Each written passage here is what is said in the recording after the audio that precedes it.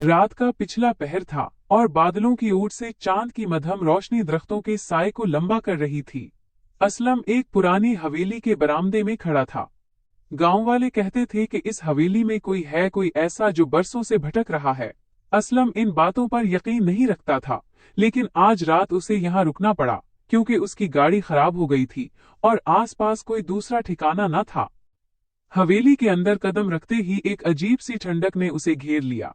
लकड़ी के फर्श पर उसके जूतों की आवाज चख चख पूरे हॉल में गूंज रही थी। अचानक उसे बालाई मंजिल से किसी के चलने की आहट आई। कौन है वहां?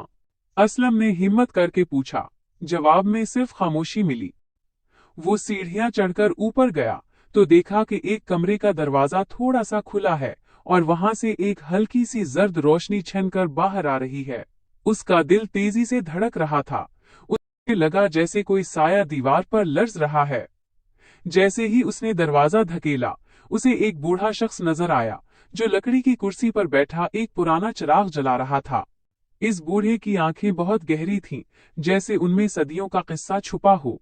असलम डर के मारे पीछे हटने लगा, लेकिन उस बूढ़े ने मुस्कुराकर कहा, बैठ जाओ बेटा, डरो मत, मैं तुम्हारा ही इंतजार कर रहा था। असलम हैरान रह गया। मेरा इंतजार? आप कौन हैं? बूढ़े ने एक ठंडी आह भरी और कहा, मैं इस हवेली का आखिरी चिराग हूँ। लोग यहाँ आते हैं और खौफ के मारे भाग जाते हैं क्योंकि वो सिर्फ अंधेरे को देखते हैं। वो ये नहीं जानते कि यहाँ कोई बिला नहीं, बल्कि सिर्फ मेरी तन्हाई है। मैं बरसों से यहाँ एक ऐसे मुसाफिर का मुंतजिर था जो इस चिराग की रोशनी को थाम सके ताकि मैं सुकून से सो सकूं। बूढ़े ने वो चिराग असलम की तरफ बढ़ाया। जैसे ही असलम ने वो चिराग थामा, उसे महसूस हुआ कि उसके जिस्म से सारा खौफ निकल गया है।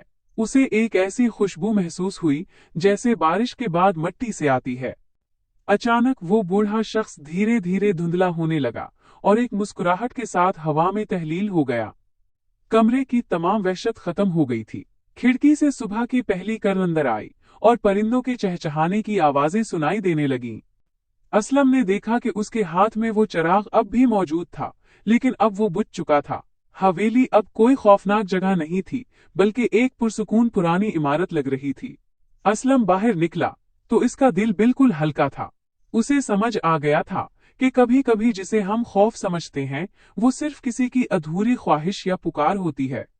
उसने सुकून की एक लंबी सांस ली और अपनी गाड़ी की तरफ बढ़ गया, जो अब मुजजाना तौर पर स्टार्ट हो चुकी थी।